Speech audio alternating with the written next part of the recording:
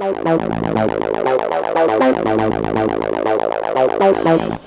know, you don't get to say this very often. 5-time Mr. Olympia. What does that feel like when somebody says that to you? Man. We're saying it out loud right now. 5 times. To say it out loud right now is just incredible. You know, I think tomorrow morning it's going to feel even better when I walk in that seminar and just be able to say it, scream it out loud and say 5-time. It's just great. Obviously, you've proven that your wins have not been any kind of fluke. No. I mean, you're winning for a reason. Absolutely. You know what? These guys I'm competing against are just incredible warriors out there on that stage. Every day they're in that gym, pushing themselves harder and harder, and which in turn is pushing me harder. And I'm just thankful that I can rise above and just remain victorious. Well, being a champion means so many things, and I know it's important to you to live this lifestyle, not just on this stage. What does being Mr. Olympia mean to you? It means that anything is possible. You know, I started bodybuilding shortly after a 4-year Division I basketball career that went south, and had no understanding of diet and exercise on that level. And just with the knowledge of reading a few Flex magazines and just being around people that were into that healthy living, time again, you know, being in that gym, willing to sacrifice time away from friends that were partying, doing other stuff that doesn't coincide with healthy and, you know, being well, you know, turned into being a competitive bodybuilder and later on a professional, and now 5-time Mr. Olympia.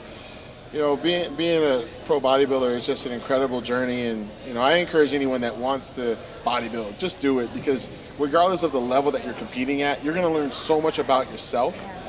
You're going to learn about diet, you're going to learn about exercise, and you're going to learn about how to manage those things amongst your current lifestyle. Yeah, it all bleeds over into other things, discipline. The discipline and the hard work and your willingness to do it when no one else is pushing you. You have to find that inner strength on a daily basis. I have to find it every minute going against these guys.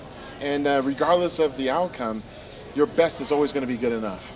What a great story. You know, you quote unquote failed at something and then ended up not just becoming a champion, but the champion of this sport. It just lets me know that God's plan for me was undeniable, and I'm just very thankful that I'm, you know, being able to represent the sport and have fun. And really, I just want to say to the people, man, like, bodybuilding has saved my life. I mean, bodybuilding has allowed me to travel the world, to be focused on myself and share my journey and perspective with other people. I get emails all the time with people that have gone through all different types of adversity, things that I could never even imagine. And just by me, you know, being able to be their, you know, supporting system on YouTube and these shows, you know, like even tonight, it's just incredible to be in that position. And, you know, I take it with great honor and a privilege to be able to be someone's idol or, you know, have fans. You know, I never got into it for that. I was just doing it because I liked it. And I think they do it for the same reason. They want to train hard, they want to look great, and they want to have the hope to do it tomorrow. And, you know, that's just, we're all the same, and we just go through different challenges in life, and all we want is just to be better. And, you know, the Mr. Olympia contest is a combination of just that, all of those things, all that hard work and discipline wrapped up in one. And, you know, on to the next one. Well, speaking of getting better, you know, you're going to have to, because whether it's somebody on this stage or somebody watching at home, you're the guy to beat. They want to beat you. So yeah. What's next?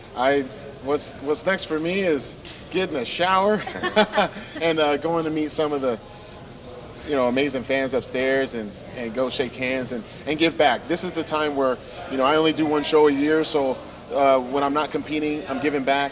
I'm meeting as many fans as I can, shaking hands, listening to their stories, and just providing some perspective. We're going to do that. We're going to go out tonight, my family and friends. We're going to party a little bit. And then, guys, I have to not party too hard because I got photo shoots for the next 3 days. Yeah. So, and then we go on tour for 6 weeks internationally. So it's just nuts. I mean, it never stops. And then you start thinking about 2016 and that 6th champion title. I've already started thinking about it. The minute they gave me the trophy that I could barely pick up, I started thinking about what I could do to improve, and to me, that lets me know that the fire is still burning, that I'm never going to be satisfied, and how I could have changed things even today to be better. And I'm not even afraid of it, I'm more embracing it, and that's the fun part about it. Congratulations again, man. Thank you well so deserved. much. Thank you, Jim. Appreciate it.